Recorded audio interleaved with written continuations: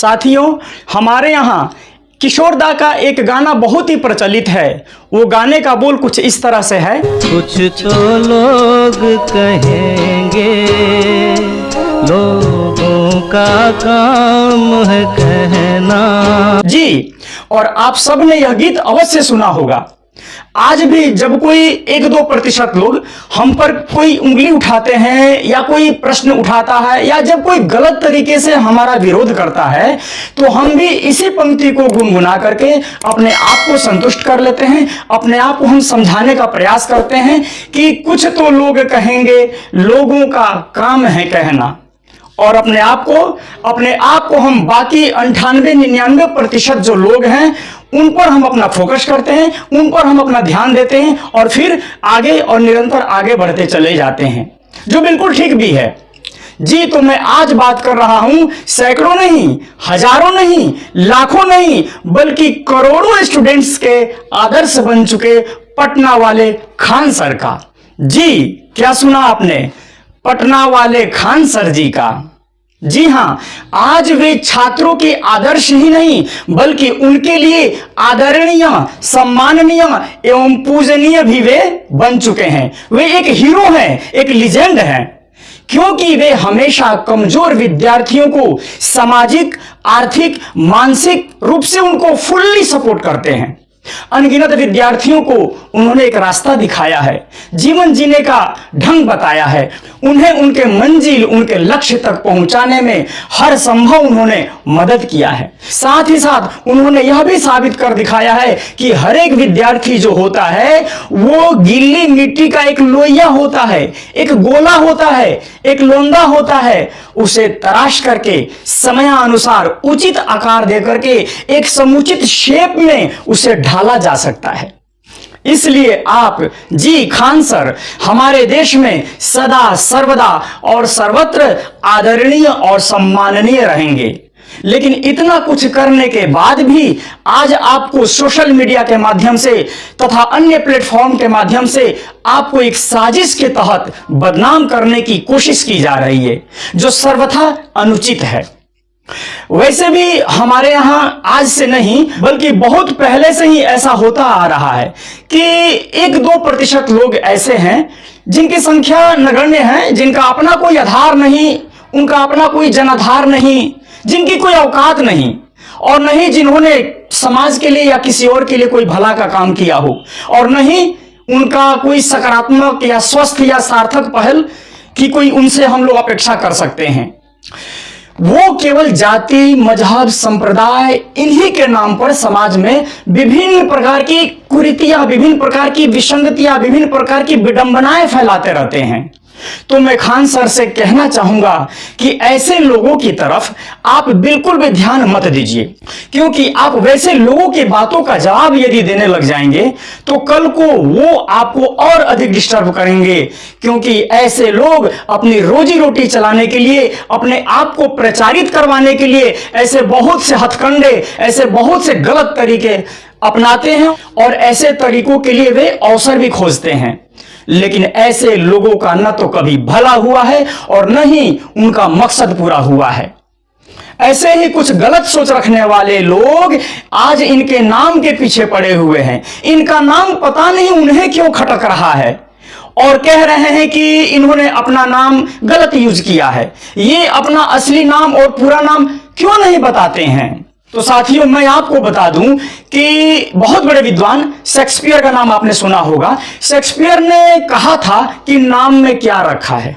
जी, नाम में क्या रखा है। और मैं भी कहता हूं कि नाम में क्या रखा है, काम में दम होना चाहिए। वैसे भी नाम से कोई फर्क नहीं पड़ता है। नाम से फर्क ही क्या पड़ता है मेरे भाई? नाम कुछ भी हो, लेकिन इंसानियत के नाते आपको अपना काम सही रखना चाहिए। वैसे भी हमारे देश में बहुत से ऐसे महान व्यक्ति, बहुत से ऐसी महान हस्तियां हुई हैं जिन्हें उनके काम से ही प्रसिद्धि मिली है, उनके नाम से प्रसिद्धि नहीं मिली है। और शिक्षा के क्षेत्र में तो वैसे भी नाम से कभी भी किसी को जज नहीं करना चाहिए, बल्कि यहां उनके नॉलेज से जज किया जाना चाहिए। इतनी कम उम्र में खान सर ने इतने कम समय में जो उपलब्धि हासिल किया है, जो महारत हासिल किया है और जो उन्होंने करके दिखाया है, ऐसा कोई करके तो जरा दिखा दे। अगर करता है तब ना बात बनती है जी। लेकिन ये नाम, धर्म, जाति, बैकग्राउंड, ये आज शिक्षा को ही नहीं बल्कि पूरे देश के सिस्टम को पीछे ले जा रहा है। देखिए, एक बात सभी को समझ लेनी चाहिए कि शिक्षक के लिए सभी धर्म एक समान होता है। मैं शिक्षक होने के नाते इस बात को पूरी प्रामाणिकता के साथ कह सकता हूं। शिक्षक की कक्षा में बैठा हुआ हर छात्र बस केवल और केवल छात्र ही होता है, वो देश का भावी भविष्य होता है।